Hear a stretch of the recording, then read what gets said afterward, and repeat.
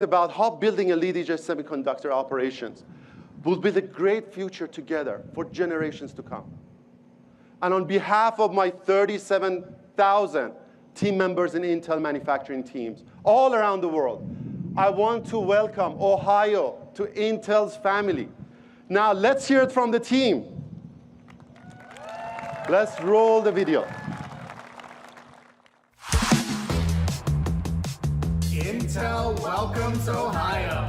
Welcome to Intel, Ohio. Go Buckeyes. Welcome to Intel. Welcome to the team. Go Team Ohio. Welcome to Intel. Go Team Ohio.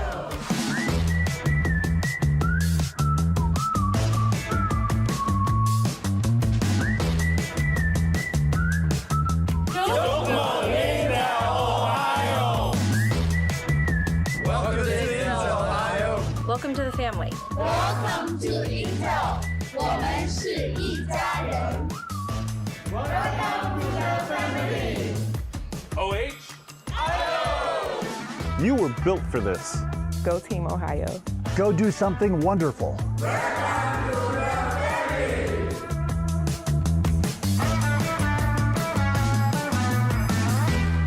Yay.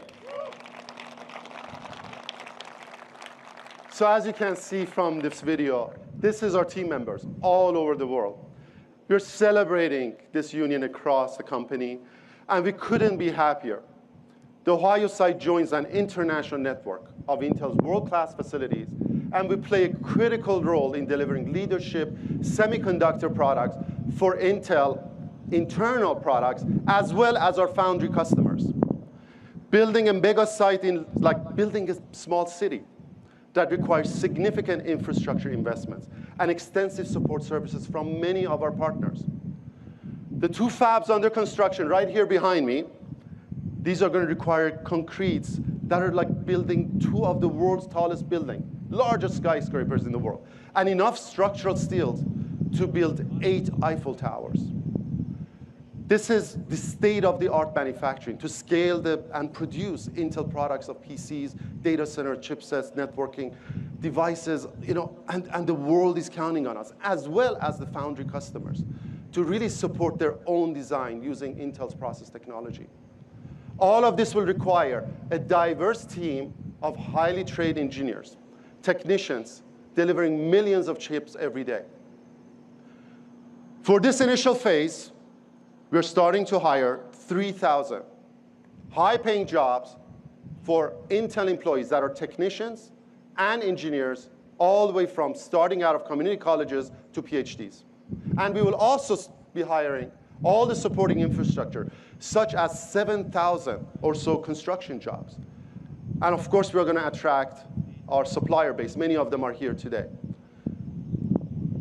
The impact of building a semiconductor operation has a 10 times multiplier based on third-party studies.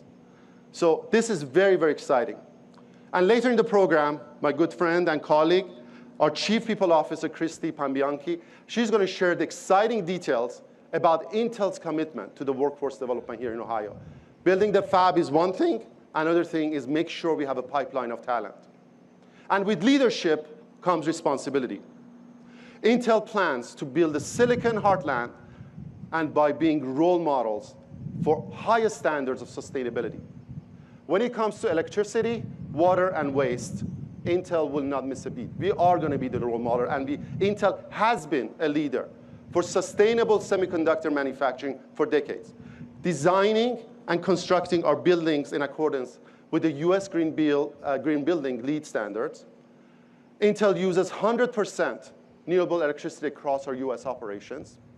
Intel is net positive for water use in the US. What does that mean? That means we are restoring and recycling more water than we actually intake. That is the investment we are going to do in the overall water facilities in order to make sure that happens. We share Ohio's sense of caring for precious resources, and we're committed to being a role model corporate citizen in the region. Personally, I have learned a lot about Ohio in this wonderful community. I appreciate Ohio's strong agricultural heritage and the thousands of family-run operations across the state. I admire Ohio's proud heritage as an industrial and manufacturing powerhouse with a deep-rooted culture to do what it takes to win. Together, as a family, we are going to create a wonderful legacy that will play an essential role in the global stage for generations to come.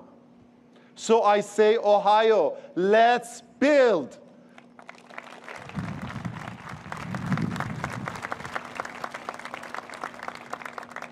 Up next is another outstanding leader who also celebrates an existing vision of future generations and has been with us on every step of the way.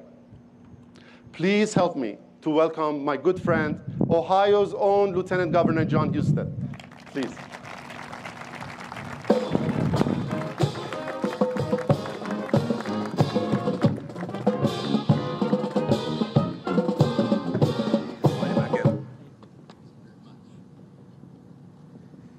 Thank you, Kayvon. It's an exciting day here in Ohio. Beautiful day. I think Kayvon was trying to maybe get the opportunity to dot the I at a Buckeye football game with his enthusiasm there. Well, we would like to welcome everyone to the Silicon Heartland. That's what we started here today.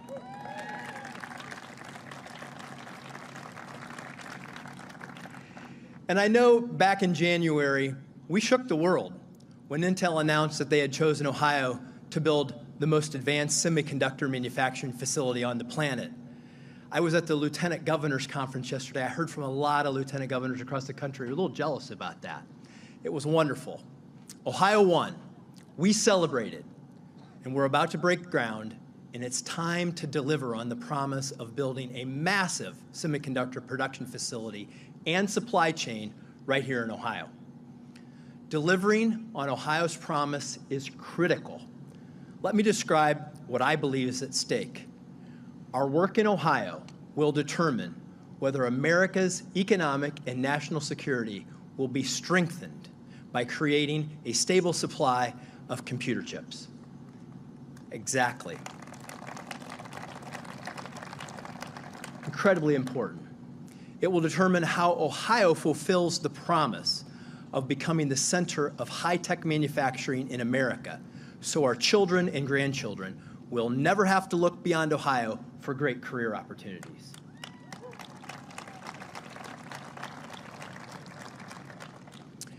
There is great opportunity to be seized here with optimism for the future growth of the computer chip industry. Every smartphone, electric vehicle, appliance, data center, and beyond will need more processing power, which will demand smaller and faster chips. And annual chip industry revenues are expected to hit $1.35 trillion by 2030, more than doubling from where it is in 2021 at $553 billion. Think of the market opportunity that's out there for Intel, and we want to help them win it.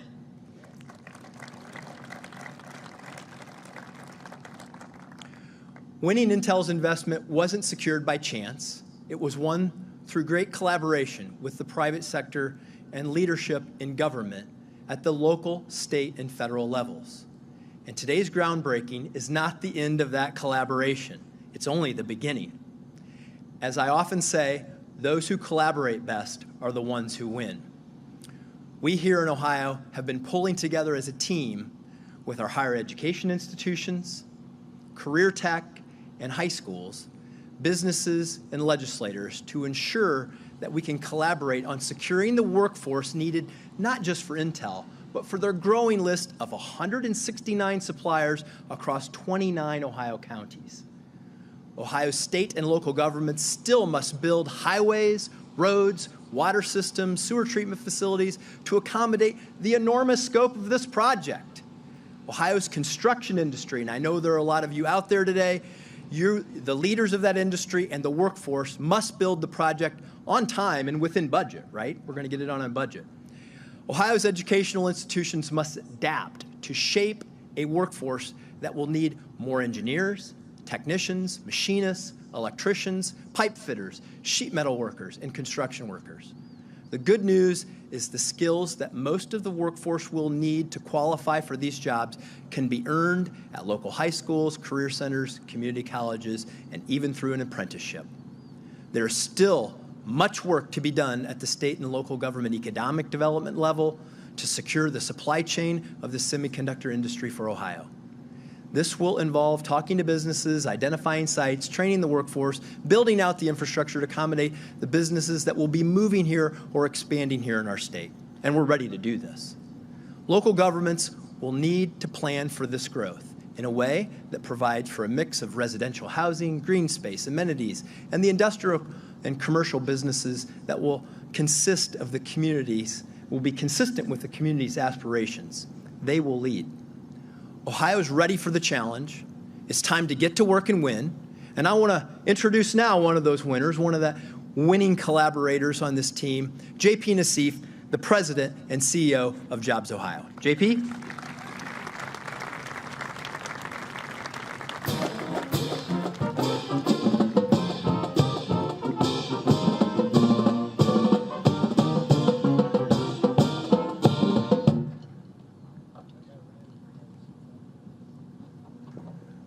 Thank you very much, Lieutenant Governor Husted. And this state has certainly benefited from yours and Governor DeWine's steady and responsible leadership. This deal would not have happened without your active involvement, and we're very grateful for that as a state. And it is a great day for Licking County and for Ohio and for the American Midwest and for our country. The enormity of the site is fitting because it reflects and matches Intel's ambition for the future of the industry and Ohio's ambition for where we want to be and for our economic future. Jobs Ohio is Ohio's private economic development corporation. We work outside but alongside government. I'm very grateful here to be representing the outstanding Jobs Ohio team and our wonderful 6 network partners. We collaborate together so we can go from a state level down to a local level very quickly, and that was required on this project. The immediate economic impact has been well documented. $20 billion of new capital investment, 3,000 high-paying jobs, 7,000 construction jobs, tens of thousands of additional jobs. Those jobs will tap the full range of our most powerful resource, and that's our world-class workforce. It's going to be a magnet to retain, attract, and as the Lieutenant Governor said, we're going to keep more of our kids and grandkids right here in our state because of opportunities like this. Ohio's already home to 140 Intel suppliers, and in partnership with the state of Ohio and our regional partners, we are already in discussions to bring many others to our state. And to the suppliers, other businesses, families, workers that are considering where you want to build your future, your lives, your fortunes, we welcome all of you to come here to Ohio. Again, we're very grateful for this opportunity. We're grateful that Intel chose Ohio, and we're grateful for the leadership of Governor DeWine and Lieutenant Governor Husted. Thank you. Let's go build it.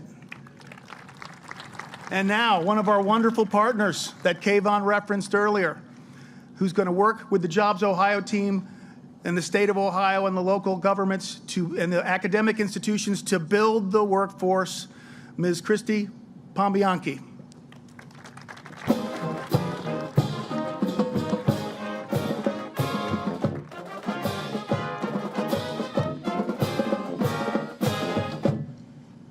Good morning, Ohio, and thank you to JP and to Jobs Ohio. The partnership between our teams has been invaluable as we break ground here today in the Silicon Heartland. As Chief People Officer, my priority is attracting and retaining the world's best and brightest engineers and technicians who are going to help propel our company and the technology industry as a whole going forward. And the work we're starting here is more than talent strategy. This is an opportunity for Ohio, and this is an opportunity for America. Like you heard from Kayvon earlier, There's an unprecedented demand for semiconductors globally. And as we break ground here in Ohio, we take another step forward in meeting the demand and revitalizing U.S. manufacturing, maintaining American competitiveness in technology, and reducing the supply chain risks we experienced during the pandemic. As we expand our semiconductor manufacturing footprint, we need a robust workforce pipeline with strong skills in technology. So with the funding that the U.S. CHIPS and Science Act provides, demand for talent in technical fields will only tighten in the coming years.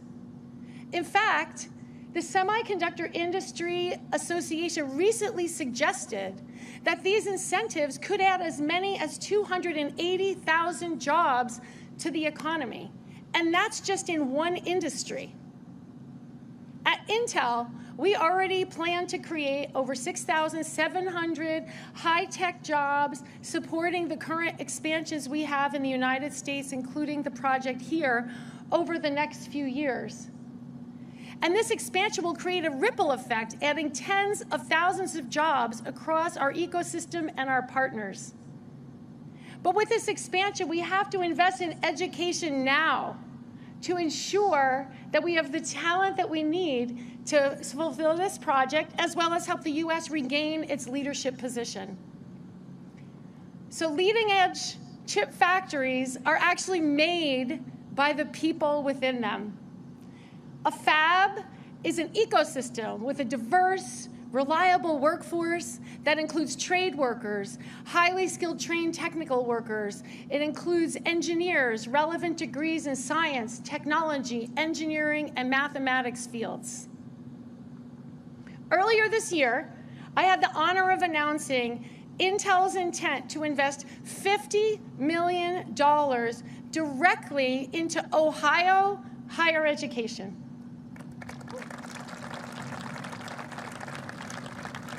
Our goal is to partner with institutions to build a pipeline of talent and bolster education opportunities here in Ohio. Since then, we've reviewed dozens of proposals to fund collaborative, multi-institution research and education programs, which emphasize real-world experience and innovating in semiconductor fabrication. And so as part of this commitment, I'm really proud today to announce the first phase of the funding for Intel Semiconductor Education and Research Program here in Ohio.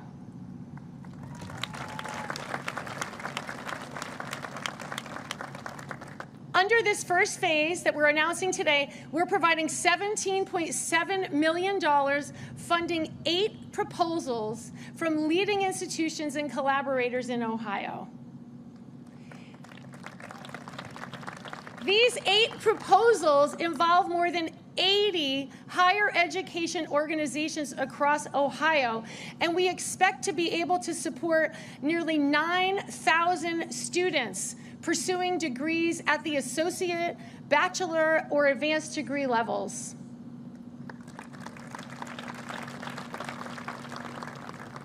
One-third of these students will be from underrepresented groups, and more than 1/4 of them will be women.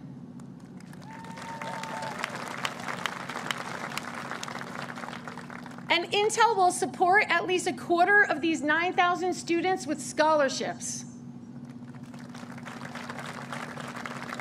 Through these grants, we will foster a diverse pipeline of homegrown talent. I'm so proud to move forward with these initiatives between government, industry, and academia so that we can solve the high-tech workforce challenge, create great high-paying jobs in the United States, and close the technology skills gap by empowering a diverse generation of skilled workers who can help us continue to innovate and grow.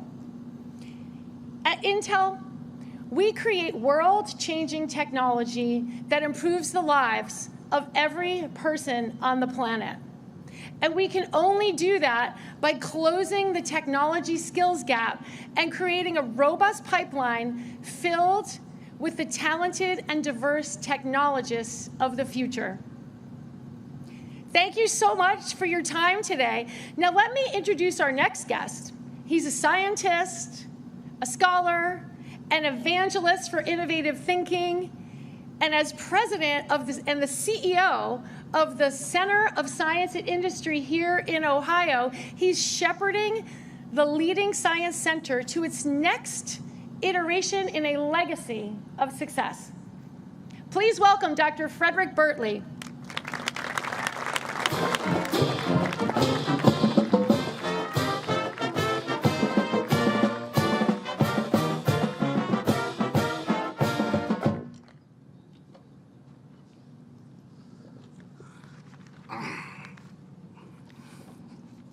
Thank you so much, Christy. I'm going to tell you a story. On October 4th, 1957, traveling at 18,000 miles per hour, a 200-pound sphere, no bigger than a beach ball, completed its first elliptical orbit around our precious Earth. The Russians successfully launched Sputnik, broke the space barrier, and our world was forever changed. This event catalyzed a series of transformational changes for this great country. President Eisenhower used that Sputnik crisis, as he called it, to galvanize America's science, engineering, technological movement, and with the stroke of his pen, created NASA. And then President Kennedy uttered his famous words in that amazing Bostonian accent: "In this decade or the next, we will send a man to the moon, not because it is easy, but because it is hard." We then relied on the great state of Ohio, where flight was first invented.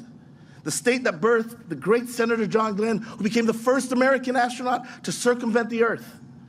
And the same state that birthed Neil Armstrong, who in 1969, 11 years after Sputnik, shattered our world and became the first human to walk the moon. The United States was back on top. And during those 11 years, we produced more scientists and engineers than any other time in history. And more importantly, the public had a healthy appreciation for the importance of science and technology education. Well, it's only fitting that on this very weekend, as we celebrate 60 years since JFK's historic speech, we are back in Ohio celebrating this Intel investment. An investment which, like Sputnik, will catalyze the next generation of scientists, engineers, and technological experts from this very local and the more global communities. You see, this is more than an Intel story. This is more than a Licking County story and Central Ohio story. This monumental and unparalleled Intel groundbreaking is an American story, one of American inspiration, innovation, and transformation. And so as the president and CEO of COSI, the #1 science museum in the nation, I could not be more thrilled to partner with Intel to provide educational opportunities and support the robust STEM pipeline you just heard Christine and others talk about that will provide jobs, uplift individuals, and change the lives and communities for generations to come. So as we symbolically break ground today on this Intel venture, remember, we are witnessing the latest and greatest evidence of American innovation. It just happens to be in this amazingly prolific state of Ohio. Thank you, Intel. Thank you, President Biden. Thank you, Governor DeWine and Lieutenant Governor Houston. Thank you, guests. And thank you, America. It's now my pleasure to introduce another great leader to this stage, none other than our Director of the Ohio Department of Development, Ms. Lydia Mihalik. Thank you.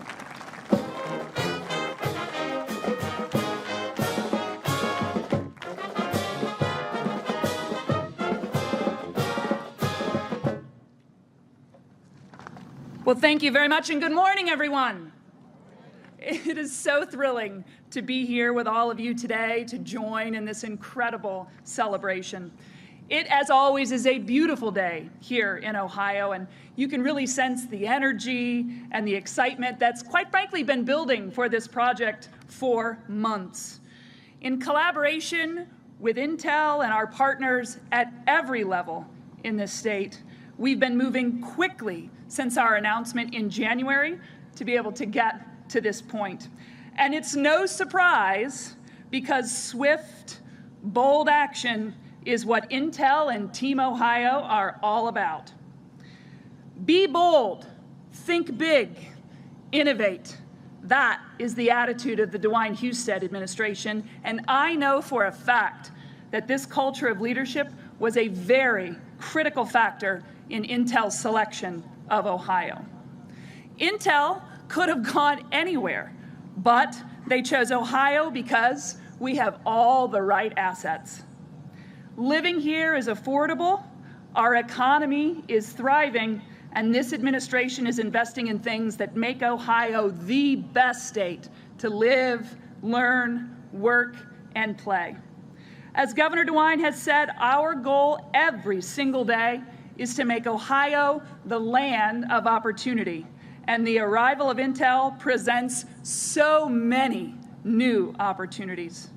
The Intel project will put Ohio on the map as a national leader in innovation and technology, and its positive impact on our economy will help make Ohio a more prosperous and vibrant place for everyone living here. It's a historic opportunity that will benefit generations to come. As has been said, it is really exciting to think that moms and dads won't have to send their kids to different states to pursue careers in this industry.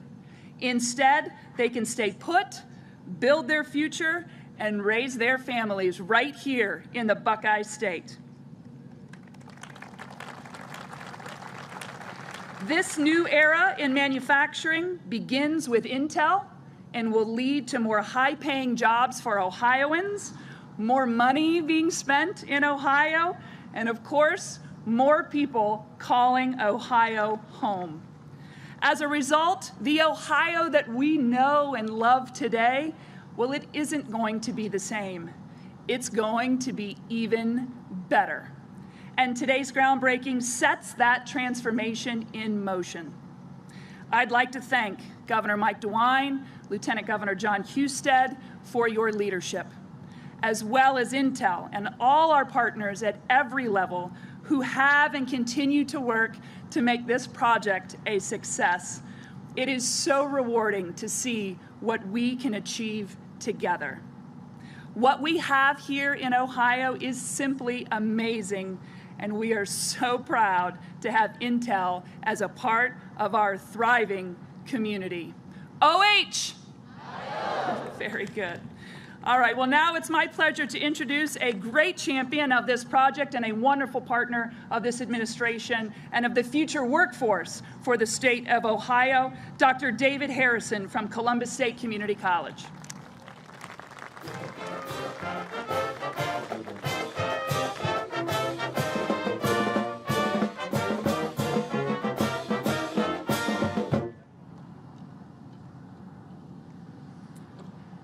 Thank you so much, Lydia. This is so exciting. This is a great view, and we are so glad to have you here this morning. One of our practices at Columbus State is to start every gathering with gratitude, and I want to do that here this morning. There's so many who made this historic day possible. I want to thank Governor Mike DeWine and Lieutenant Governor Husted for their vision and commitment to possibilities. I want to thank Jobs Ohio and One Columbus for their strategic leadership. I'm grateful to our elected officials in Ohio and Washington for believing in the people of our state and putting that belief into action. President Biden's signing of the CHIPS Act last month elevated the biggest economic and workforce development project in Ohio's history to one of global significance. Thank you to these and other leaders who made this day possible. And of course, I want to thank Intel for choosing Ohio and for recognizing the role that Ohio's colleges and universities can play in realizing their vision. As Christie said in March, in their March announcement at Columbus State, Intel committed $50 million to our institutions. And the support they announced this morning, as she alluded to, will establish the Ohio Semiconductor Collaboration Network, a statewide effort led by Columbus State and the Ohio Association of Community Colleges. This investment will enable Ohio's 23 community colleges to enhance our curriculum, build faculty expertise, and prepare thousands of Ohioans for incredible careers with an explicit goal of more than 1/3 from historically underrepresented groups. Intel's deep commitment to diversity and equity is shared by Ohio's community colleges. Their work to advance technological readiness in underserved communities, their commitment to expand opportunities for women. We are bringing you breaking news right now. Air Force One is now arriving and touching down at John Glenn Columbus International Airport. President Joe Biden is here for the official groundbreaking for Intel in Licking County. We want to bring you a live look, and there you see Air Force One on the ground now here in Columbus, taxiing on the runway. We do have a crew on the scene. We're going to check in a moment, but first we'll let you watch the arrival of Air Force One.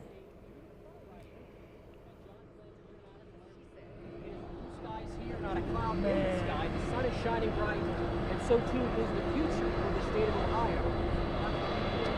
So many this morning, everyone from Columbus State made it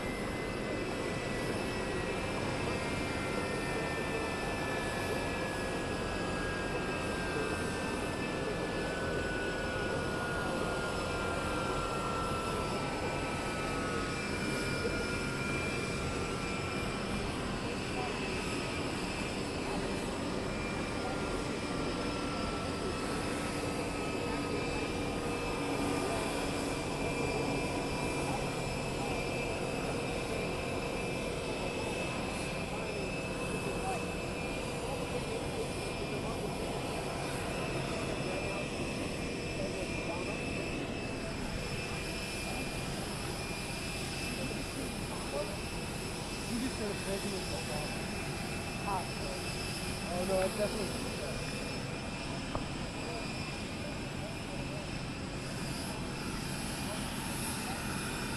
He did say Obama. But he got the mic as well.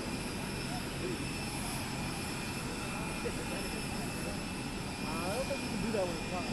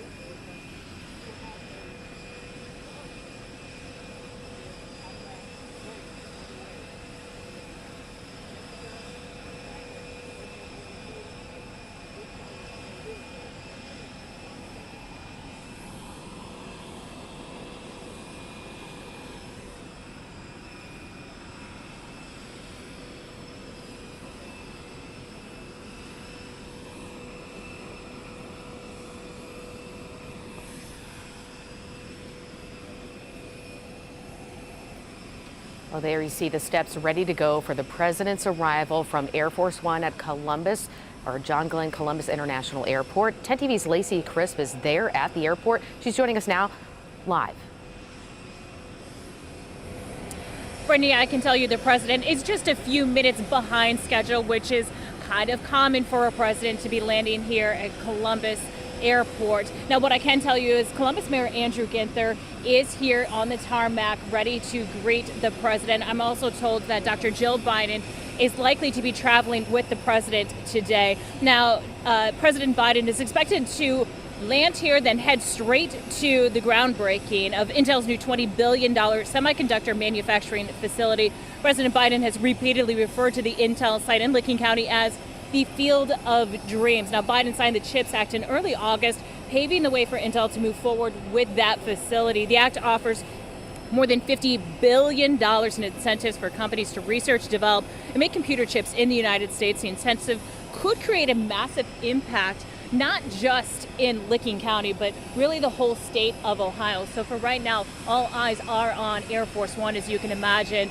the security here is very tense. We have police departments from the surrounding area, of course, Columbus Police, the Franklin County Sheriff's Office, Secret Service, the Ohio State Highway Patrol, and beyond, all keeping an eye on the president, making sure that he has a safe travel to Licking County before that groundbreaking ceremony. You can see Secret Service has surrounded the plane right now with the motorcade, waiting for President Biden now to step off of Air Force One and his entourage. As I said, we see Columbus Mayor Andrew Ginther is waiting for the president here at the bottom of the stairs. He's waiting to greet the president as they come down.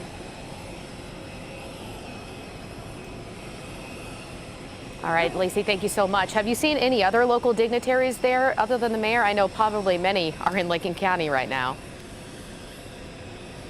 So we were told that Governor Mike DeWine tentatively would be here. I have not personally seen him. Oh, here comes the president right now.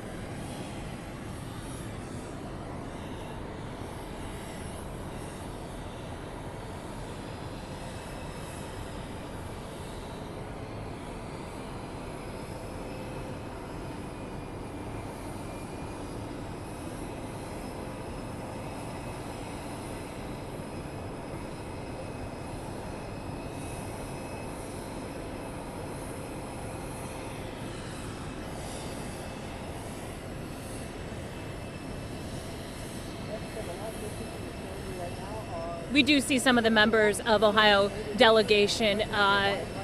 Joyce Beatty and Sherrod Brown are both coming off the stairs following behind the president.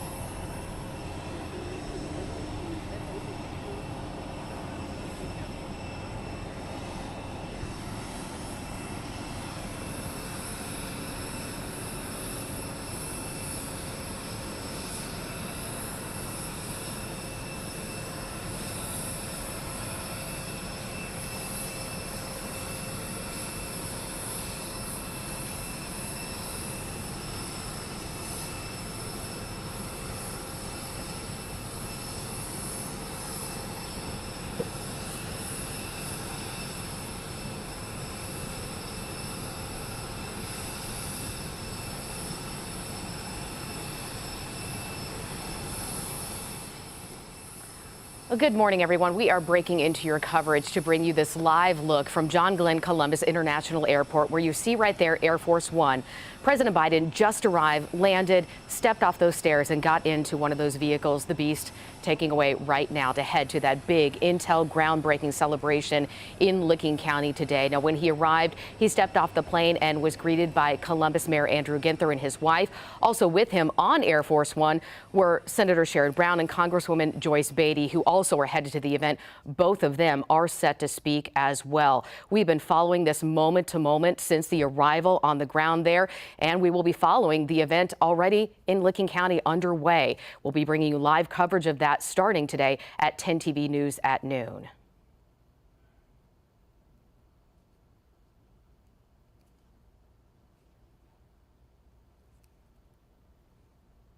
Well, now we do want to take you to that event happening right now in Licking County. It's already underway this morning. We're going to take you there live now. Start building the heartland, and let's go dig. Yay.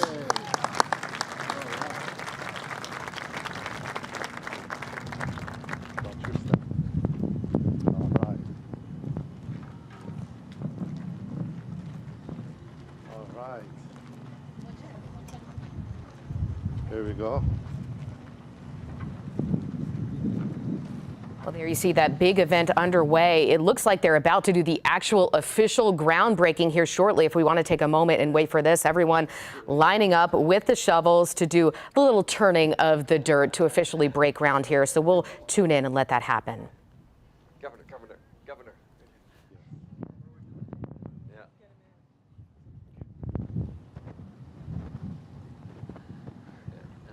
Senator.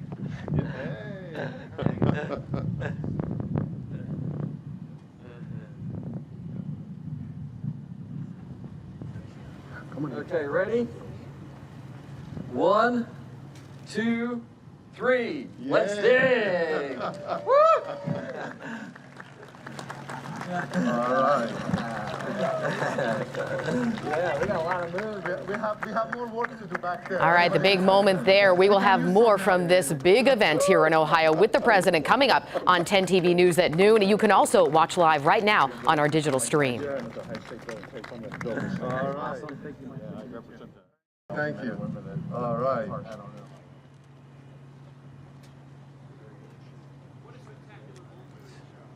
What a spectacular moment for Ohio and the country. Give our groundbreaking crew a round of applause for this historic moment today. How wonderful, how wonderful. Much more to come, folks. We are going to take a break here, a short intermission, so that the folks here can head back into the tent and enjoy some refreshments and check out the amazing Intel technology on display, and we'll be back soon with much more.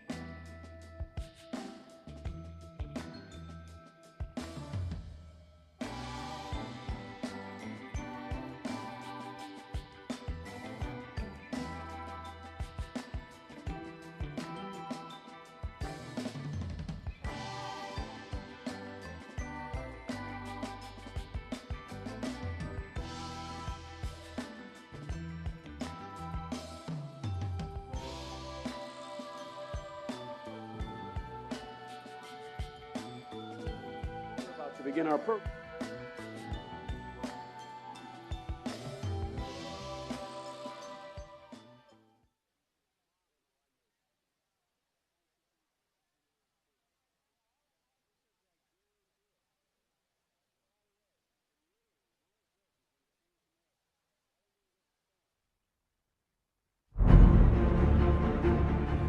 Welcome, everyone.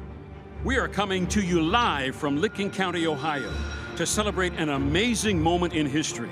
It's an opportunity to do something wonderful and necessary. This is the site where Intel is breaking ground for its newest chip manufacturing facility. This also will extend Ohio's rich history in innovation and manufacturing to become a leader in semiconductor production, a technology that is vital to our daily lives and our future.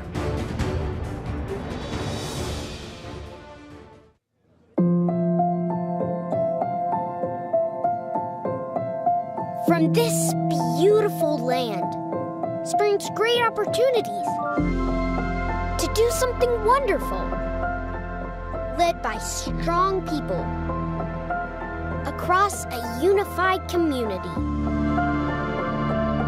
To succeed, to share, to sustain, from generations past, present, and future.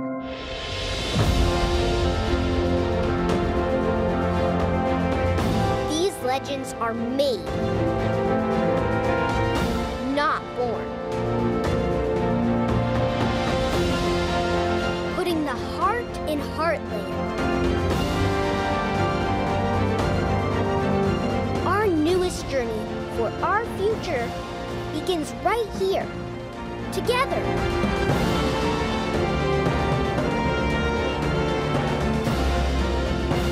Ohio, let's build.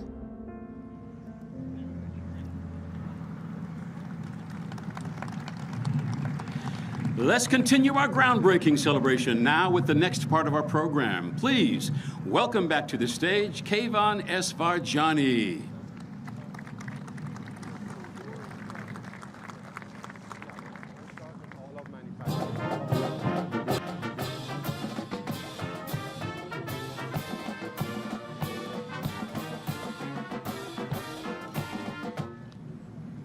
He's coming. We need the chipsets. He's coming. And we should sit down maybe at...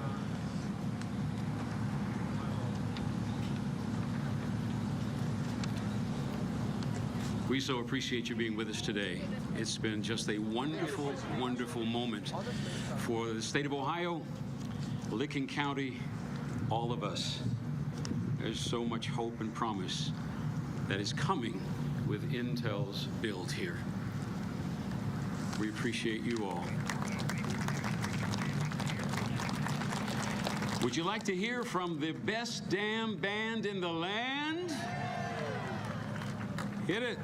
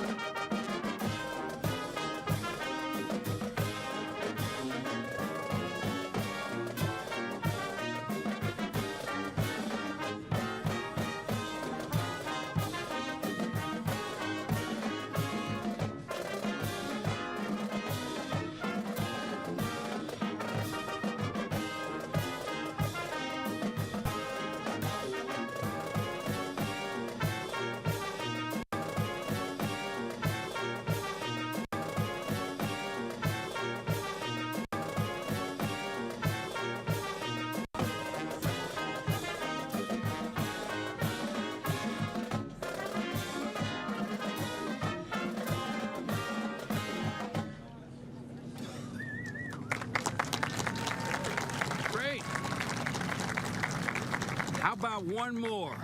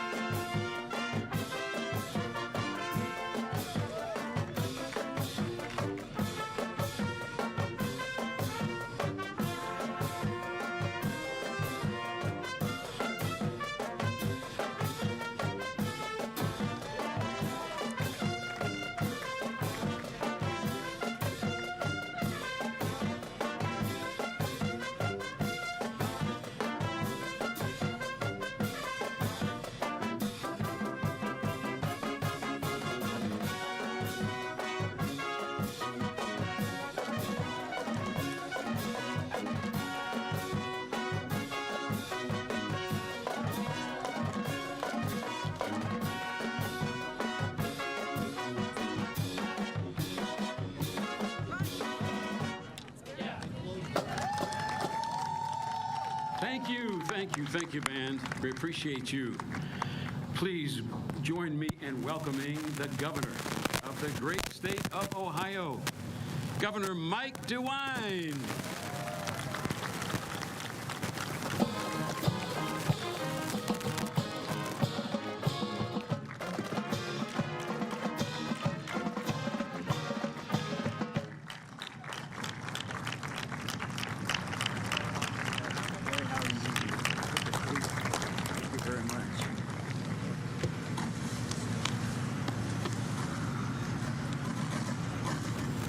What a great day. What a great day.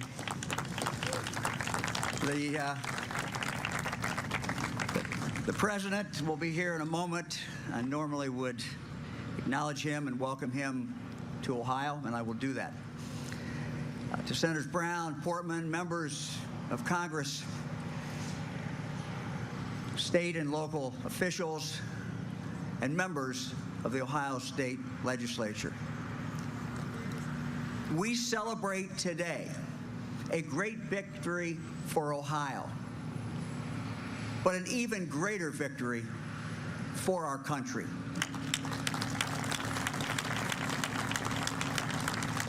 We have learned over the last few years that there are essential items, necessities, that we must make here in the United States of America. We can, we must, and we will make them here. To Pat Gelsinger, to Kayvon Christie, to the whole great Intel team, we know that we're entering into a long-term relationship with you. By choosing Ohio over 39 other locations across our country, think of that. You recognized and you put your faith in Ohio and in our people. On behalf of the people of the state of Ohio, let me say to you, we will not let you down.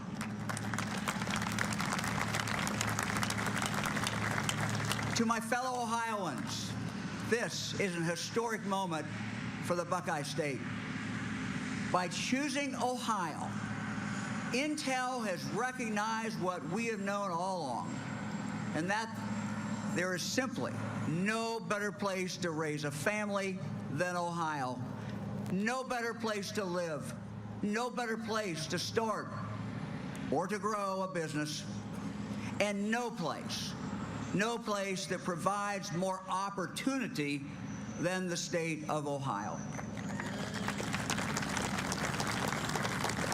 My fellow Ohioans, by choosing Ohio, Intel has placed its faith in you.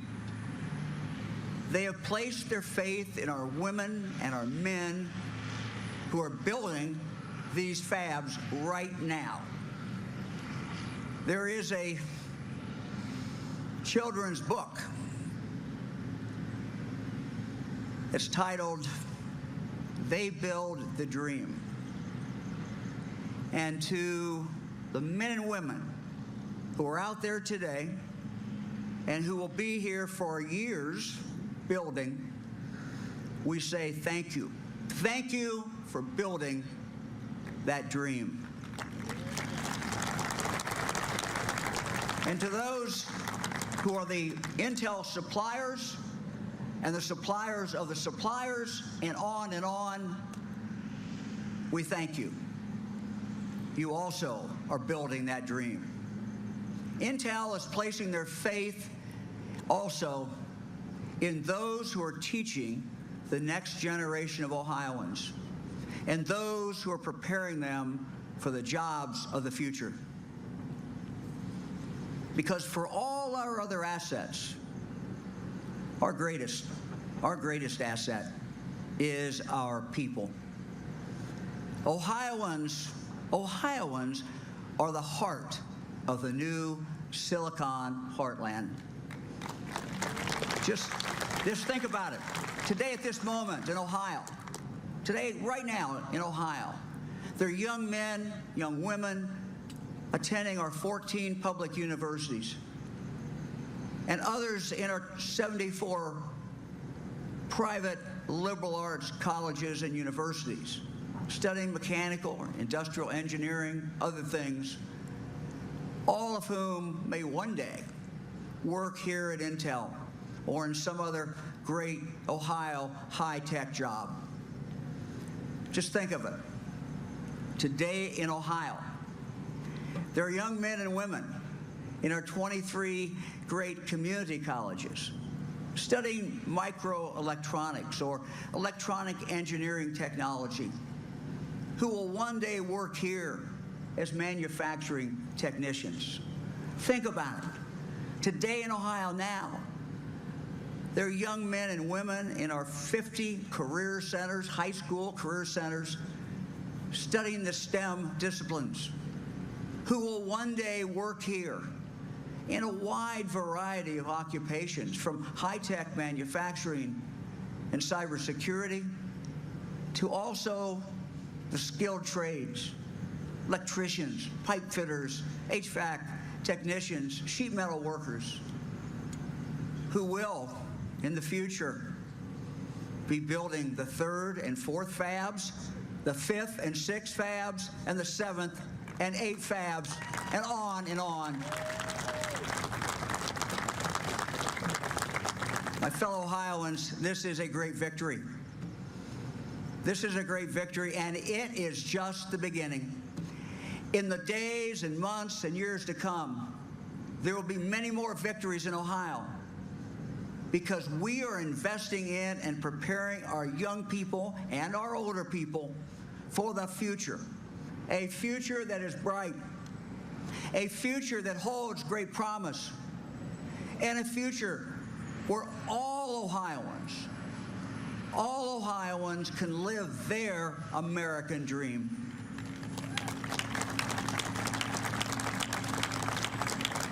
It's a great day in Ohio. Let's celebrate today. It is a great day in Ohio. And the best is yet to come. Thank you very much.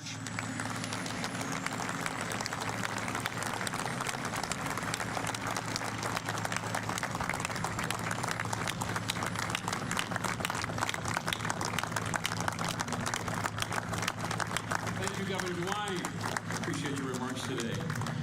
Now let's welcome to the stage a man who has given 12 great years of service in the U.S. Senate for Ohio, Senator Rob Portman.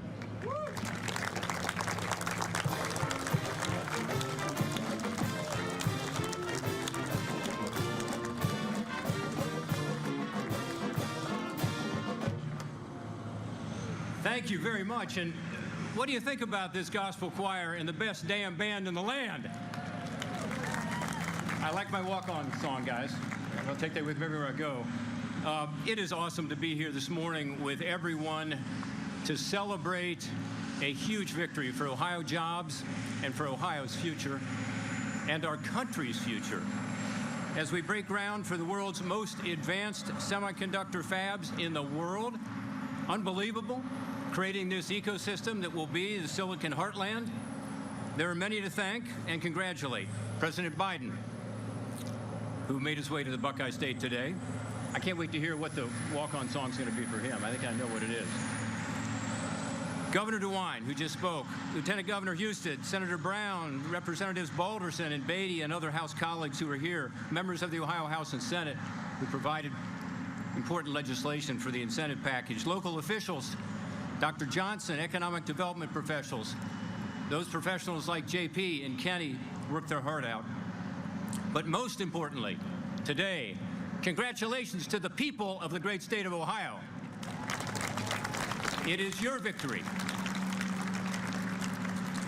Today, as we acknowledge all the hard work that went into bringing Intel to Ohio, we also acknowledge the hard work before us that now begins as we begin to close America's competitiveness gap that has grown dangerously wide with regard to semiconductor manufacturing.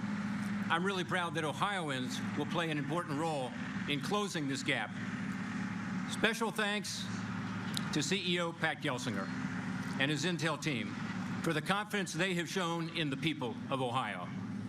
Pat and I have had a lot of conversations in the last couple of years about what Ohio brings to the table.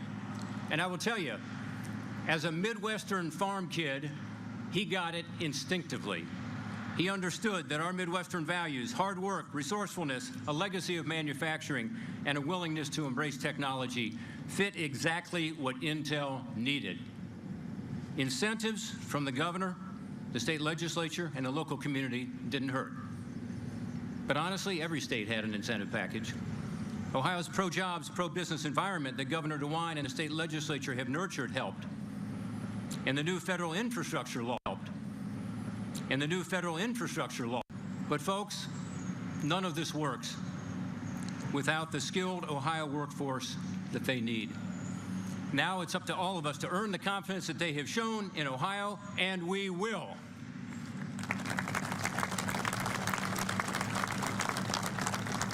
As will be said later today when we hear from Pat and the President, the passage of the Federal CHIPS Plus Act was also critical in making today a reality. I was honored to help lead that effort in the Senate. Each of my Senate and House colleagues here today played an important role. In this case, at least, Congress put partisanship aside and focused on how to close the growing gap in semiconductors and other technologies that will ultimately determine the fate of nations. Our dwindling U.S. semiconductor manufacturing is both an economic and national security concern. Not only has our share of global chip manufacturing capacity over the past 30 years fallen from nearly 40% to 12%, but semiconductors are more important than ever for everything from F-150s to F-35s. And 90% of high-end chips being made in Taiwan and China dramatically growing its capacity, the supply chain has become more vulnerable, putting at risk the American economy and our military advantage. If it works as intended, the CHIPS Science Act will be the catalyst to spur all kinds of record-breaking technological investments and innovations, not just chips, and not just here in New Albany, as important as it is, but around the country and across the state. Intel's announcement to build here has already caused suppliers to look at Ohio because of the semiconductors. So let's get to work. Like we did with the CHIPS Plus legislation, let's link arms across the aisle and at every level of government and the private sector to meet the need. Let's help the building trades ensure those 7,000 skilled construction workers are there.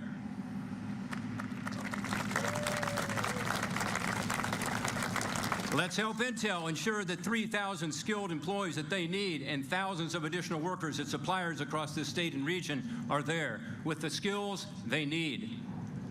Let's pass the Bipartisan Jobs Act in the United States Congress to redirect federal resources to skills training.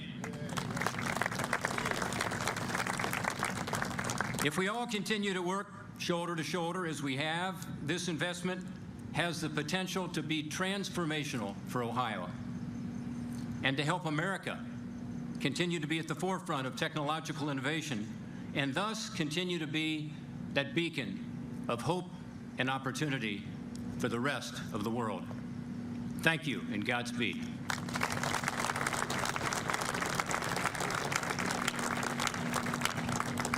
Thank you, Senator Portman.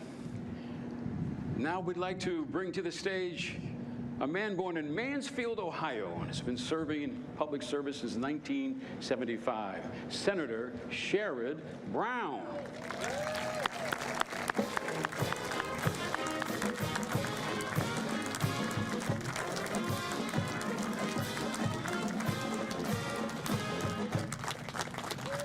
Jerry Revish, thank you.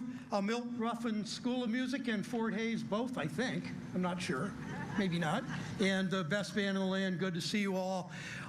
Thank you. In January, when Secretary Raimondo and Senator Portman and I were flying to Columbus to announce this investment, I remember looking out the window of the plane at all the places that have long been ignored by Wall Street and passed over by corporate America and forgotten by our government. And I thought about how from that day forward, we're going to change that. I remember turning to Rob and to the Secretary and saying, today we are burying the term Rust Belt. Ohioans know what's happened over the last 30, 40 years.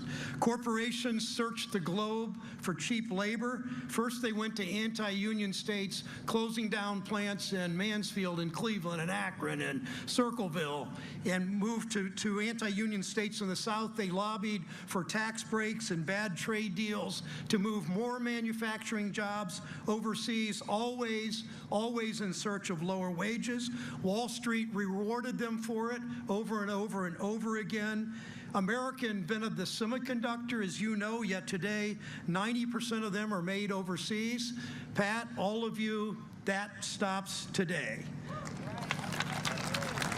Today, with American investment, with Intel's investment in American production, American workers, with the CHIPS Act, with all the work we're doing with President Biden in the House and Senate, we're putting in place a new pro-American, pro-union industrial policy.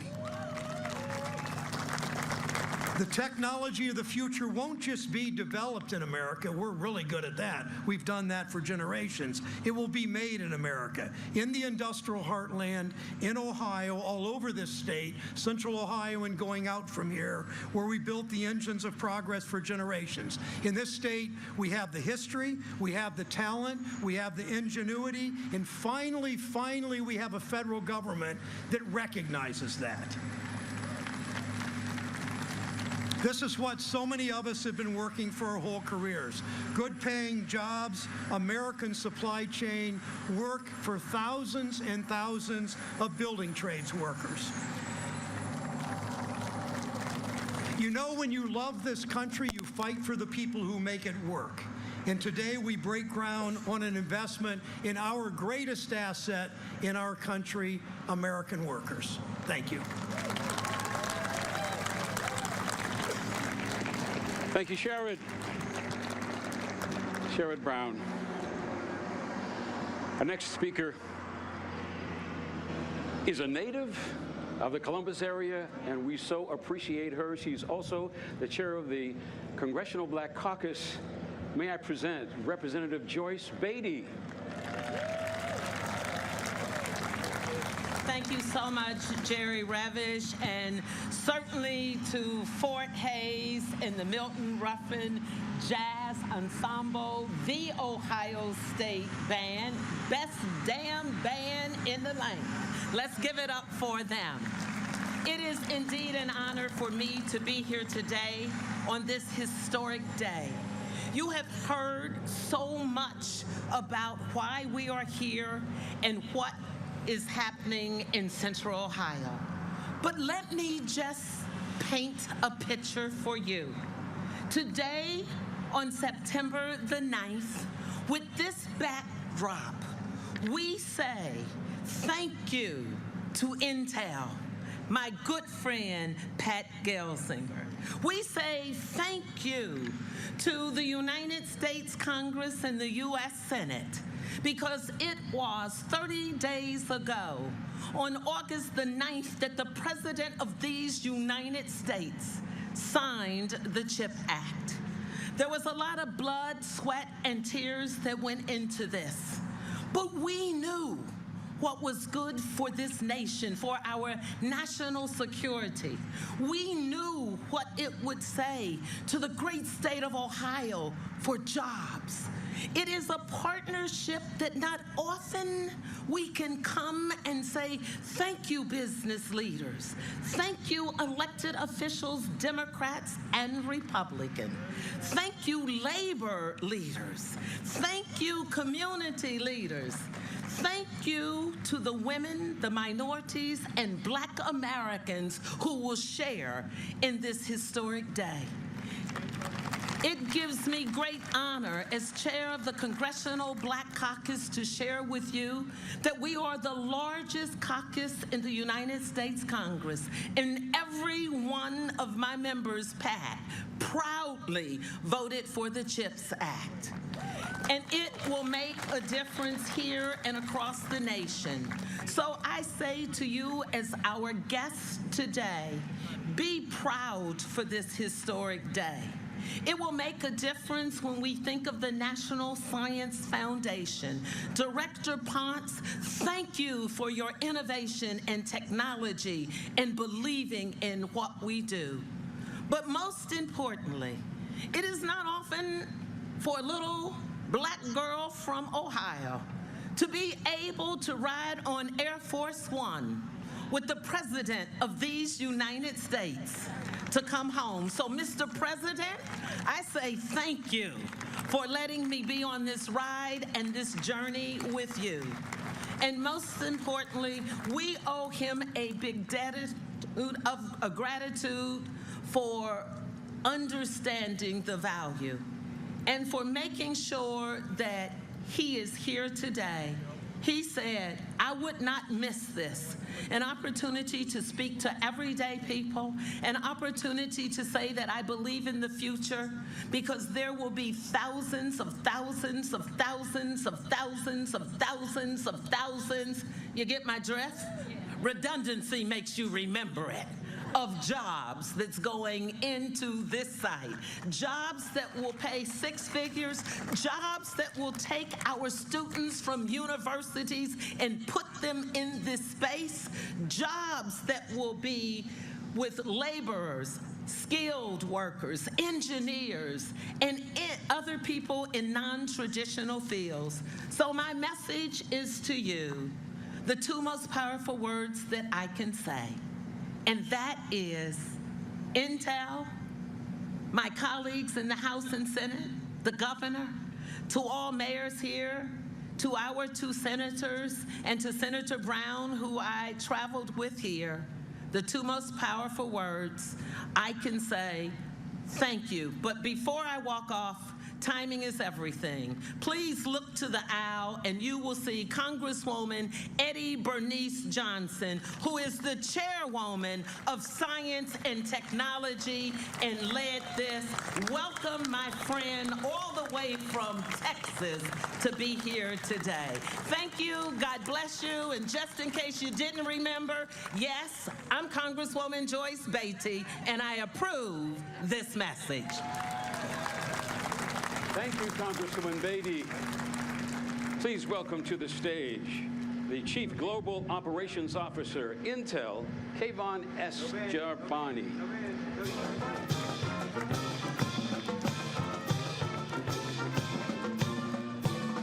Hi, everyone.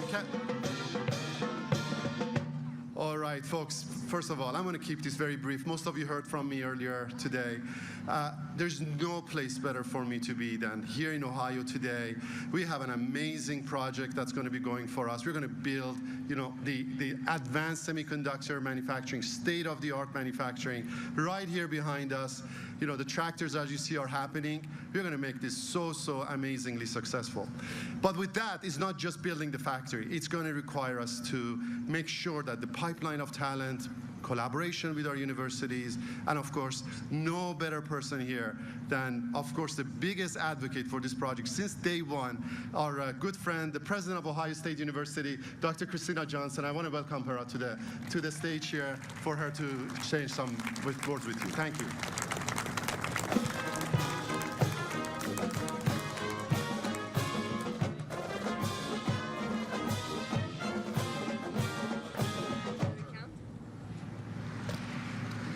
Wow, what a day.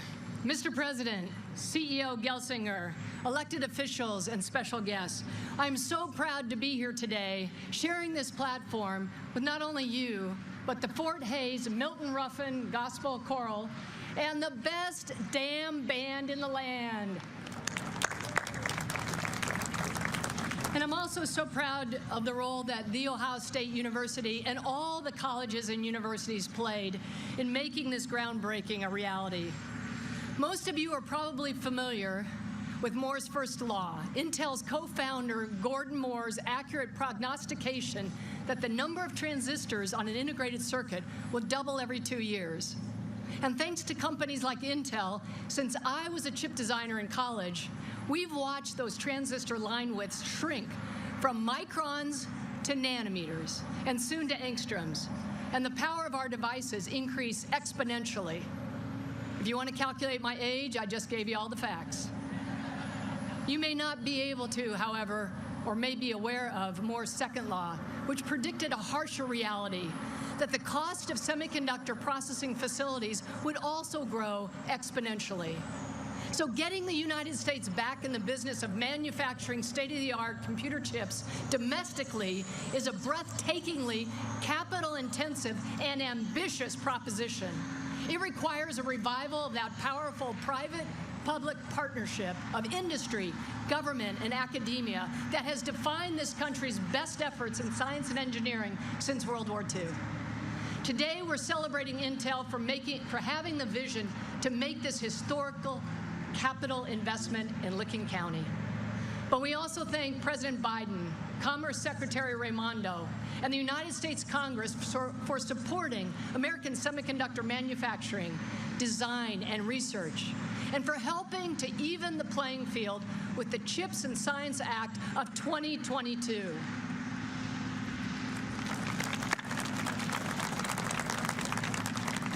I have the privilege today of representing the region's higher education sector, which stands ready to educate the workforce that Intel and its suppliers and customers will need.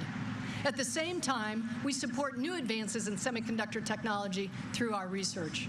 Providing intellectual capital and groundbreaking research for this effort is bigger than any one university alone, and I welcome all the presidents of the Ohio universities that are here today in force.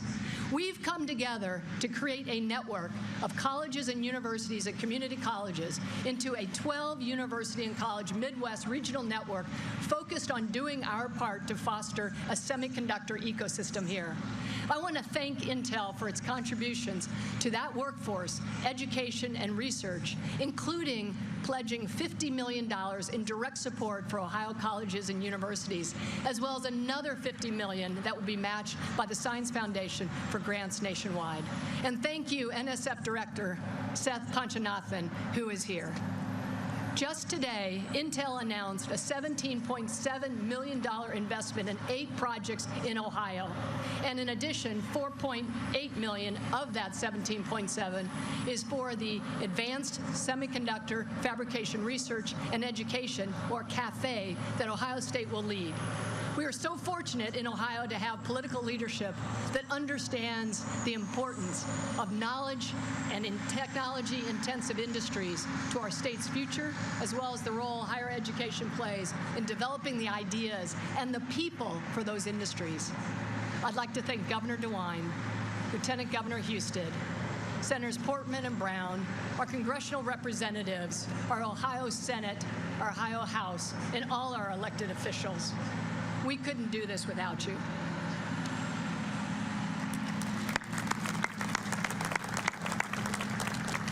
And of course, I'd also like to thank our amazing economic development partners, Jobs Ohio and One Columbus. As Intel breaks ground today, we're here to strengthen the Silicon Heartland. And that's what today is all about. But you should know that 12% of the nation's engineers, bachelor's degrees, 18% of the country's doctorates in engineering, and 22% of the doctorates in engineering technology are earned at Big Ten schools.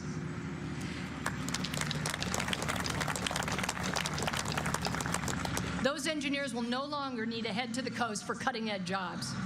They will be able to find them right here. The Ohio State University cheers the geographic expansion of intellectual and financial opportunity. This is a great moment for all of us. Mr. Gelsinger, President Biden, thank you for making this happen. Thank you. Thank you, Dr. Christina Johnson. Please welcome to the stage Effion Hawkins.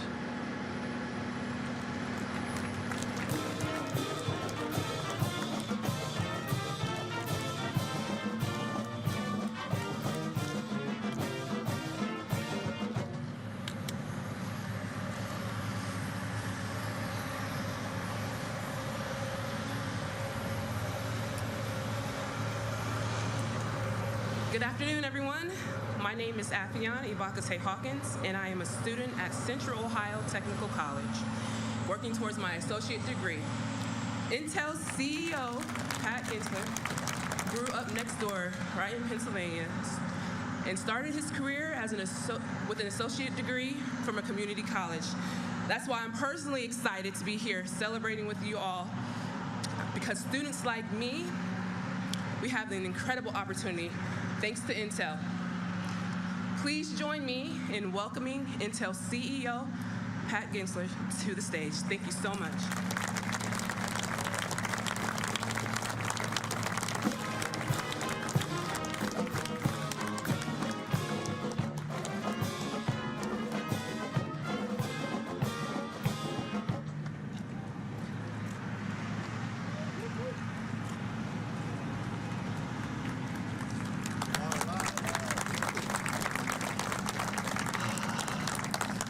Oh, we made it. You know, and as you think about this moment, you know, I just ask you, what aspect of your life is not becoming more digital? You know, every aspect of health, every aspect of social, every aspect of transportation is becoming more digital, and everything digital runs on semiconductors. And our ability to work remotely through the pandemic was because of semiconductors, to stay connected with our families and friends, to have virtual schooling and healthcare through this period of time. Everything, semiconductors, and our national defense is becoming more acutely dependent on semiconductors. And do we want our national defense to have the most advanced semiconductors in the world? You bet we do. And do we want to be dependent on foreign sources for those? You bet we don't. And for our entire history, we at Intel have performed the majority of our R&D and manufacturing right here in the U.S. We are the only U.S. chip maker that does all the R&D, manufacturing leadership, technology development in the United States. And as we came to this period in our strategy, we put our chips on the table. Yeah, I like that joke too. And we did it. We put our chips on the table to help the U.S.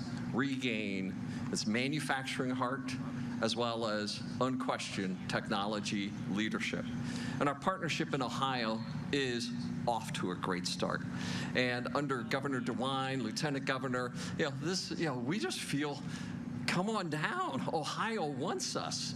And it's just been an incredible relationship, and the great support we've seen from the Ohio delegation of political leaders, and Senator Portman and Brown. These have just been extraordinary partners for us. And I show up in D.C. and boy, we just go to work, together. And of course, Representatives Balderson and Beatty. Just thank you so much for the partnership. And this great state of Ohio has this tradition of manufacturing.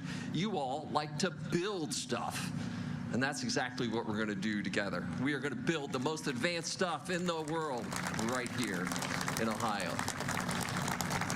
And we benefit from this long tradition. You know, essential industries, steel, engines, automobiles, chemicals, and more. You know, and because of that manufacturing tradition and the strong technology capabilities of the local universities, this became an obvious choice. And back in January, Ohio Senator Brown, you know, made that statement, you know, the Rust Belt is dead and the Silicon Heartland begins. And I'll say, he was the one to kill the Rust Belt, but Silicon Heartland, that was my phrase. But this idea of the Silicon Heartland, right, you know, an epicenter of leading edge technology, and Intel's factory right here will produce the most advanced process technologies in the world. And our customers, our foundry customers, some of them being here today, they need the best stuff for their products. Everything from high-performance mobile, artificial intelligence, advanced computing, cloud, all of that will be a result of these factories behind us. Advanced packaging, you know, reliable workforce, including, as you've seen today, the most advanced trades on the planet are required to build this facility. And I'll just say, we are thrilled for the response that we have seen across that spectrum. And I say, every aspect of highly trained technical workers, construction, we're going to get to work. And you know, we only gave you half a day off for the groundbreaking, so don't screw around, get back to work. But it also is that pipeline of talent in science, engineering, mathematics, innovation, you know, the imaginative, creative skills. And I like to say it's not just STEM, it's STEAM, science, technology, engineering, arts, and math. And the need for these skills in America is growing, and we're not keeping pace with that pipeline. And fewer U.S. students are choosing the sector of semiconductors and manufacturing engineering as a career choice. We need to change that. And we need to bring this workforce forward. And that's why you heard this morning from Christy Pambianchi, where, you know, we are committing, you know, our $50 million, the first $17.7 million committed in these first 8 partnerships with 80 participants. You know, this is the first step. But it's just the first step, you know, because we are moving forward to build the next generation workforce and to harvest. And I want, you know, as I say, I want every mother and grandmother in the state of Ohio to say, you don't need to go to the coast, come home and work right here. And, you know, it's not, you know, and it's not low-end workers, it's not medium, it's not the highest PhD, it's not construction workers, you know, it's not the next generation, you know, of math. And we had, you know, Finn up here, the next CEO of Intel. It is all of them. Across the entire spectrum is what we need. And as someone who began my career, you know, my family is here. You know, my mom and dad went to school in a one-room 1st through 8th grade schoolhouse where my mom still lives today. She said, go to school. So I began I skipped my senior year of high school, got my associate's degree, and was hired as a young technician at Intel. I know what it feels like to go from the bottom upward. And that's the heart of Ohio. This idea of the community colleges, the most advanced universities, giving opportunity across that spectrum. And that's part of why I am so excited. And I was one state off, you know, I was in Pennsylvania, sorry, you know, right? And I always like to say that when you get to nowhere in Pennsylvania, we were just 5 more miles. Technology plays a critical role in building a digital future, a future that is equitable, prosperous, accessible, and inclusive for all. You know, and this is why we are so excited about the things that we are going to do together here in Ohio. You know, and when I first walked through the doors of the company, you know, the company that put silicon into Silicon Valley, you know, why has so much innovation happened in Silicon Valley? Right, you know, it's Silicon Valley, and this is the company, Gordon Moore, Andy Grove, you know, Bob Noyce, the companies, the trinity that started Silicon Valley. And today, we're the company that's going to put the silicon into the heartland, the Silicon Heartland. But today, this is also a testament to the power of public and private coming together. And we have been aggressive in lobbying, working with the administration, working with the congressional leaders in the House and in the Senate, at the state level as well. Why? Because it is that important for the nation.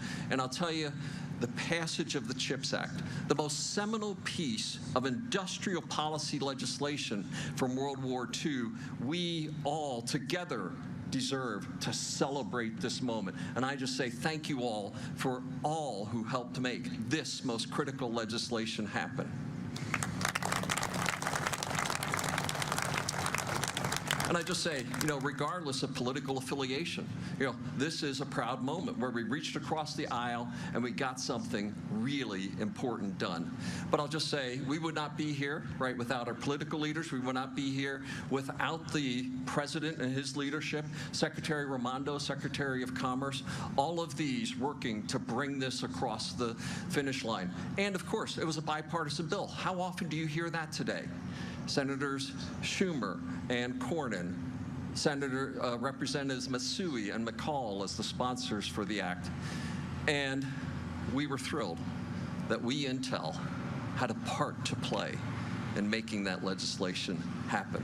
We are honored to be part of that role. In addition to the Ohio delegation, Eddie Bernice Johnson of Texas, Senator Maria Cantwell, others were just crucial in coming by, to make this legislation, happen. And, we have Representative Ro Khanna. Silicon Valley, that's Ro. He's Intel's congressman who's here today as well. And Ro, thank you for joining us. And it isn't just that Ro decided to come and join your party. He deeply believes that the power of technology needs to be across the nation and not just in Silicon Valley. And I thank you for that, Ro.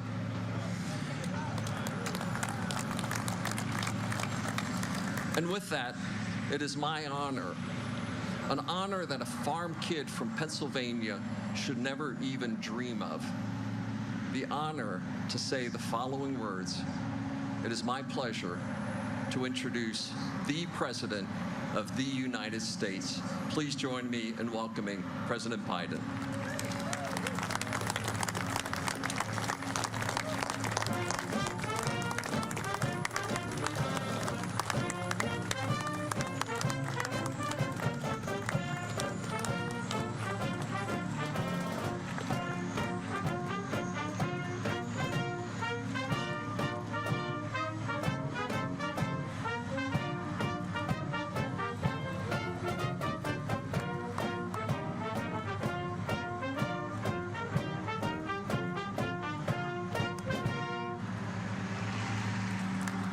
Thank you, Pat, for that introduction. And pretty amazing. Pretty amazing. It was just back in January when we were together at the White House with Senator Brown and Senator Portman announcing this historic investment. In March, I shared the story in my State of the Union address, the story of the Field of Dreams in the middle of Ohio, where America's future will be built. In August, we were back at the White House as I signed the CHIPS and Science Act, one of the most significant science and technology investments in our history. And now, in September, Gov, we're here breaking ground, and thanks for the passport to get to the state, Gov. Appreciate it. All in 9 months in America. I want to thank Sherrod Brown for his relentless work, especially making sure that labor is in on this deal. And Pat just mentioned what Sherrod makes clear. It's time to bury the label Rust Belt and call it, as Pat said, the Silicon Heartland. That's what's happening in these 1,000 acres. I want to thank Rob Portman for being the gentleman and decent man that he is, and for showing that Democrats and Republicans can work together to get big things done for our country. I really mean it. I'm trying to find where he's sitting, but he's a good man. Thank you. You're leaving a hell of a legacy as you leave what you're doing as a consequence of you, in large part. And thanks to the bipartisan group of Ohio congressional delegation here today. Tim Ryan, thank you for your leadership, always representing the interests of working people. Thank you, Congressman Joyce Beatty. And, I don't think we could have gotten the infrastructure bill done without Joyce. She was the final capstone. We all thought it was hanging in the balance there. But I don't know what you did that last 4 hours, but whatever you did, you got it done. And Dave Joyce, Anthony Gonzalez, Mike Carey, Tony Balderson for the work in the House. We're also joined by congressional leaders from around the country who fought so hard for this bill. Eddie Bernice Johnson, chair of the House Science Committee. Eddie, this whole bill wouldn't have gotten done without you. It really wouldn't have. We're also joined by Congressman Ro Khanna. Ro is a tireless champion for American innovation and seeing that workers are part of the deal. While she couldn't be here, Maria Cantwell also deserves a lot of credit. She's chair of the Senate Commerce Committee from the state of Washington. Maria was tireless in getting this bill through the Senate. And again, Mike, I want to thank you for your work on this project as well. And I especially want to thank the labor leaders here. My dear friend Lonnie Stevenson, the IBW, Tim Berger, the president of AFL-CIO, Brent Booker, treasurer of the National Building Trades, Mike Kinsley, president of Ohio Building Trades. You know, it's fitting to break ground for America's future here in Ohio. Think about it. There's kind of a tradition here. The Wright brothers, Neil Armstrong, John Glenn, they defined America's spirit, a spirit of daring and innovation. Pat Chase laid out Intel's vision that builds on that legacy. A brand new $20 billion campus, 7,000 construction jobs, union construction jobs, 3,000 full-time jobs that will pay an average of $135,000 a year, and not all of them are built. And here's a critical piece. Intel is using a project labor agreement for this investment. For the folks at home, these are agreements that contractors, subcontractors, and unions put in place before construction begins. They ensure major projects are handled by well-trained, well-prepared, highly skilled workers. They resolve disputes ahead of time, ensuring safer work sites, avoiding disruptions and work stoppages that can cause extensive delays and down the line. These agreements make sure construction is top-notch and projects are on time, on task, and on budget. Back in February, I signed an executive order to make sure federal construction projects use these project labor agreements. It's a big deal that Intel is using one here, and I thank them for that. And Intel is going to build a workforce of the future right here in Ohio. As you already heard, Intel committed $50 million to partner with community colleges and universities like Ohio State University, including Central State University, the only historically black university in Ohio, to build a pipeline for students in the semiconductor industry. The director of National Science Foundation is here, Dr. Ponch. He's here, and IF and Intel are going to invest $50 million each to support these kinds of partnerships. Folks, at home, you may be wondering, why is this such a big deal for manufacturing? Something so small in size as a fingerprint, as a semiconductor. Well, semiconductors are small computers that power everyday lives, smartphones, cars, washing machines, hospital equipment, internet, electric grid, and so much more, including our national security. And here's the deal. America invented this chip. America invented it. It powered NASA's moon mission. Federal investment helped bring down the cost of making these chips, creating a market and an entire industry. As a result, over 30 years ago, America had more than 30% of the global chip production. Then something happened. American manufacturing, the backbone of our economy, got hollowed out. Companies moved jobs overseas, especially from the industrial Midwest. And as a result, today we're down to producing barely 10% of the world's chips, despite leading in chip research and design. And as we saw during the pandemic, when factories that make these chips shut down, the global economy comes to a halt, driving up costs for families and everyone, not just here, but around the world. In fact, 1/3 of the core inflation last year was due to higher prices of automobiles because of the shortage of the semiconductors needed to build those automobiles. Folks, we need to make these chips right here in America to bring down everyday cost and create good jobs.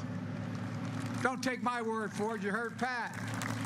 Listen to the business leaders across this country. They're making decisions right now about where to invest and produce these chips. China, Japan, South Korea, European Union, all these places are investing tens of billions of dollars to attract chip manufacturers to their countries. But industry leaders are choosing us, the United States, because they see America's back and America's leading the way. Folks, since I took office, our economy has created nearly 10 million new jobs, more than 668,000 manufacturing jobs. Proof, a point that made in Ohio and made in America is no longer just a slogan. It's happening. It's a reality today, and it's just beginning. Because I signed into law the CHIPS and Science Act, we're accelerating the progress. This new law makes historic investments for companies to build advanced manufacturing facilities here in America. Since I signed the CHIPS and Science Act, it's already started happening. The American company Micron announced it's going to invest $40 billion in the next 10 years to build factories, special chips called memory chips that store information on your smartphones.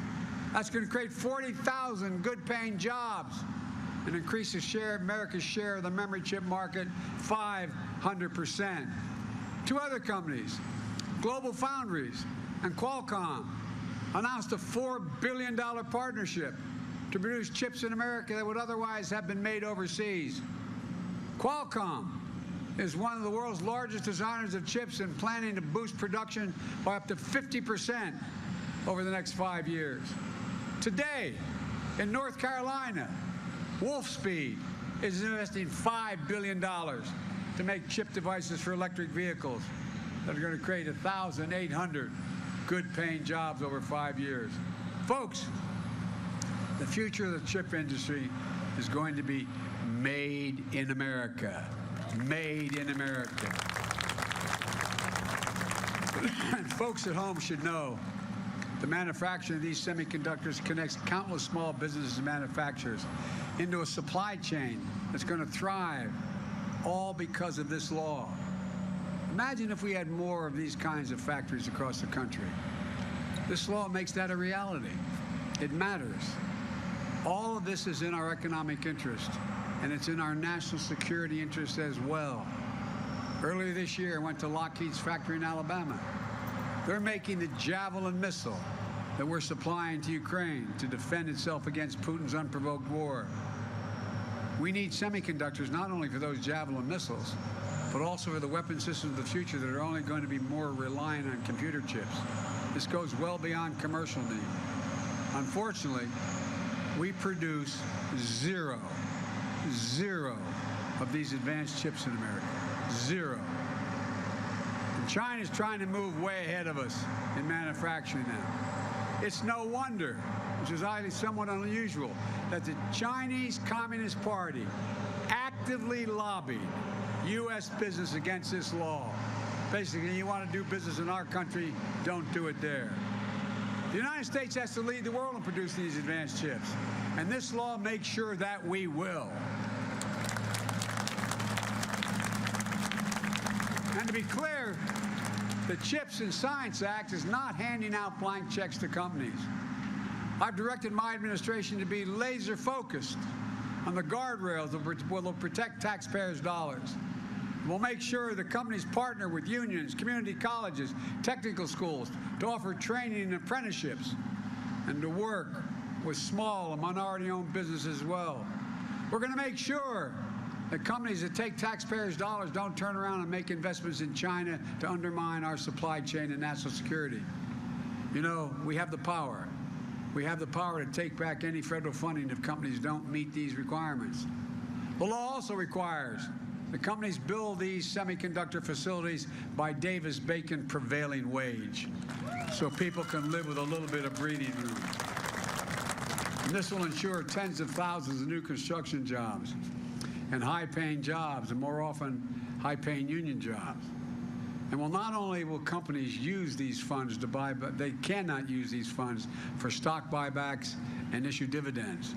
They have to manufacture. And finally, the law is about more than chips. It's about science as well. You know, decades ago, the United States of America invested 2% of its gross domestic product, 2%, in research and development. We led in everything. We created everything from internet to the GPS.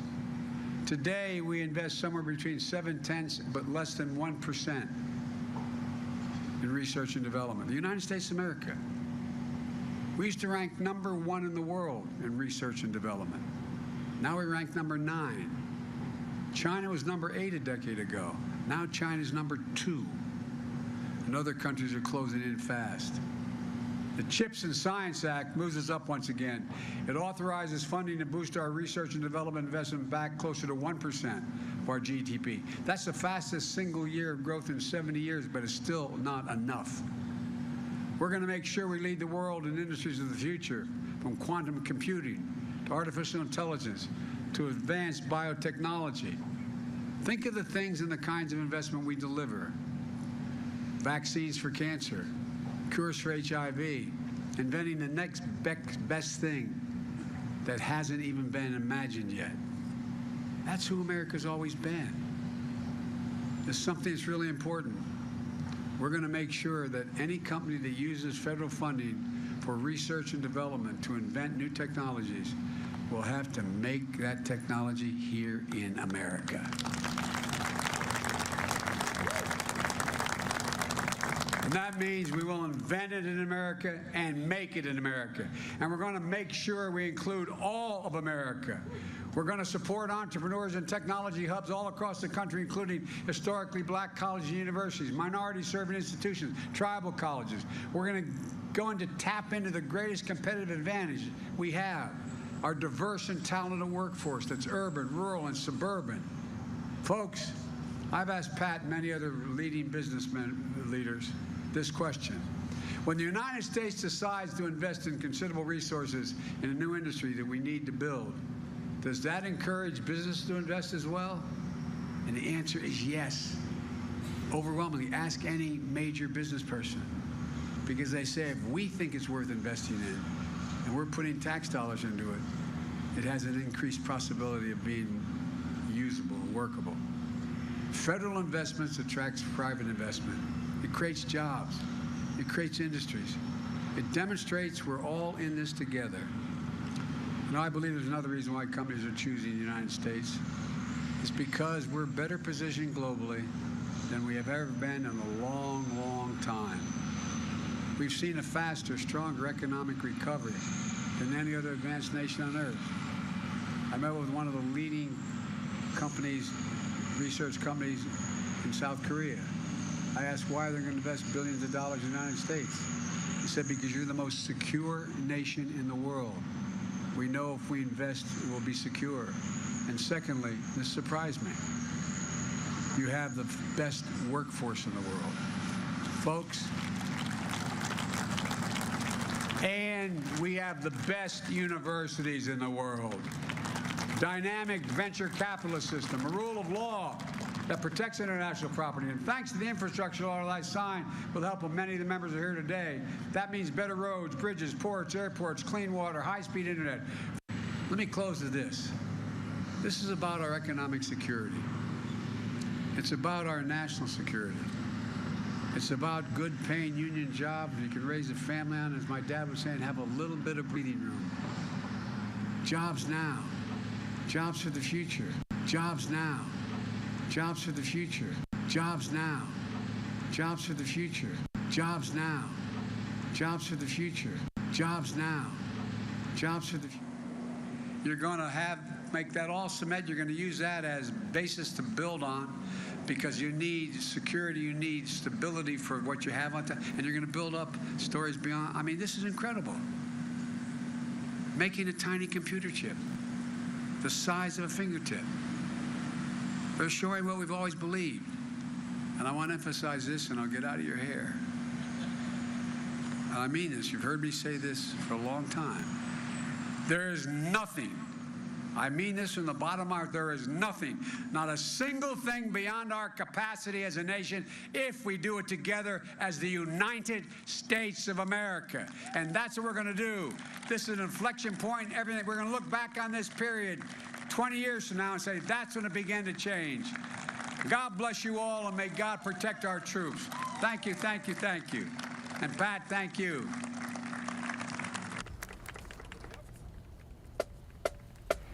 And we just heard from President Biden. They're speaking at what has been dubbed the Field of Dreams in Licking County. That's the site of the new Intel project being built. The official groundbreaking happening earlier today. We also heard from local state leaders as well. A big moment. People from both sides of the aisle coming together today to celebrate this. Of course, we will be celebrating this throughout the day, throughout our newscast. Tune back in tonight at 10 TV News at 5, where Andrew Kinsey will be live from that groundbreaking ceremony as well, which is still just wrapping up today. We'll have much more on all aspects of this project for you. We do also want to let you know that another live report is coming up, this one from overseas, focusing on King Charles III, now speaking after the death of his mother, the Queen. We'll send you back now to regular programming.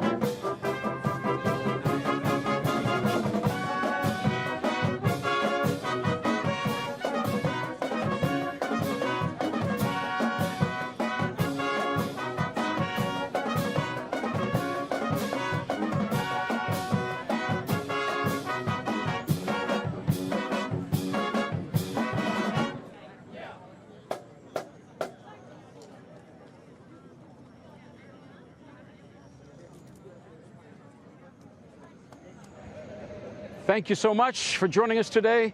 Just a couple housekeeping items. We would like you to continue to stay where you are until the presidential motorcade has departed. I've been honored to celebrate this transformative moment with all of you today. We thank all of our guests and speakers today. We want you to hold tight in the tent until the president's motorcade has departed. And once they have left the premises, we will begin our shuttle service back to where we all started this morning. Again, thank you so much for being here today.